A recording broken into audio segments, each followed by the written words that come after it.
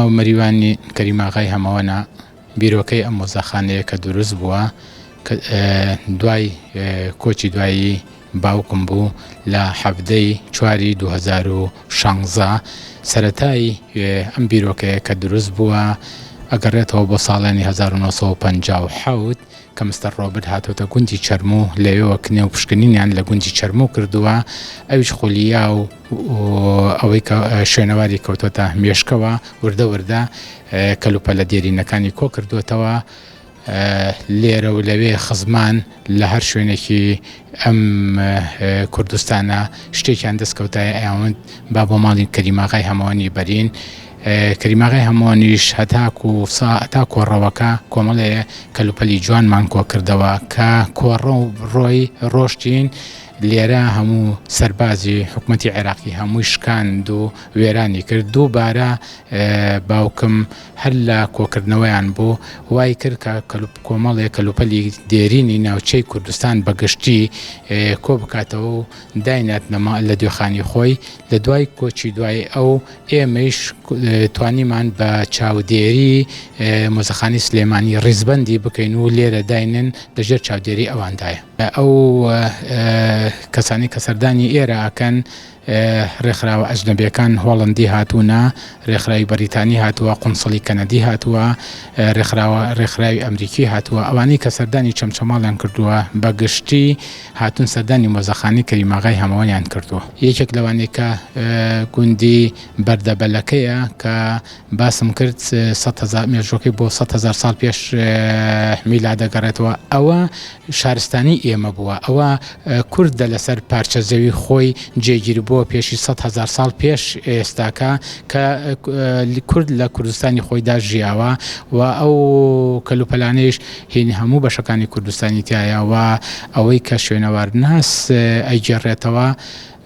نزیکەی 250 شوێنەوار لە سنووری چەمچەماڵدا هەیە بەڵام بەداخەوە تاکو ئێستاکە ئیشی لەسەر نەکراوە یان وەک بڵێن فەرمانگەیەک نییە لێرە بە دوواداچوونی بۆ بکات و شتەکان کۆ بکاتەوە کە چەمچەماڵ یەکێکە لە دەوڵەمەندترین شوێنەوار کە لە کوردستاندا ئەژمار دەکرێت و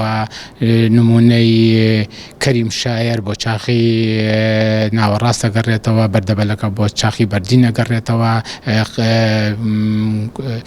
شوێنەواری چەرموو کە لانکەی شارستانێت و بە خۆماڵیکردنی دانوێڵە لە گوندی چەرموو بووە ئەم ناوچەی چەمچەماڵە بەگشتی پڕە لە شوێنەوار و پڕە لەوەی کە شارستانێتی لێرەوە سەری هەڵداوە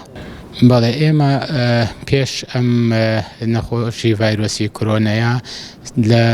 کاتژمێر 9 بۆ یەکی پاش نیوەڕۆ ئەمان کردەوە لە دوایەوە هەر کەسێکیش پەیوەندی بکردایە درەنگ بگەشتایە ئێمە مۆزەخانەکەمان بۆ کردەوە هەموو قوتابخانەکانی چەمچەماڵ لە سەرەتاییەوە تاکو و دواناوەندی پۆل و خوێندنگا دیان سەردانی ئێرە ئاکەنەوە و پێشم خۆشەوە خوێندکارانێک کە لە شاری چەمچەماڵ و دەوروبەرین بێن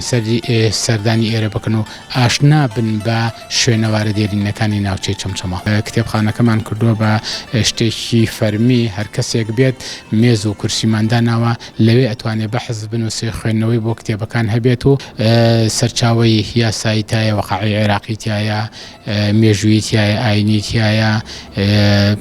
لە هەموو بارەکانە کتێبمان هەیە لە ناو مۆزەخانەکەدا دوو گۆزەمان هەیە یەکێکی ئەگەڕێتەوە بۆ 3500 ساڵ پێش میلاد ئەوە لە گەورەدە دۆزراتەوە دانەیەکی کەشمان بۆ سەردەمی ئیسلامە لە دەروێشانی سەنگاو حاجی مەحموودی دەروێشان دۆزیەوە لە کێڵکەکەی خۆی و ناردی بۆ ئێمە ئەو گۆزانی کە هاتوون بۆ ئێرە و هاوردیانە بۆ ئێرە وەکو بڵێن کەنووی ئێستا گەنم و جۆ و دانەوێڵیان تێکردووە و بەکاریان هاورد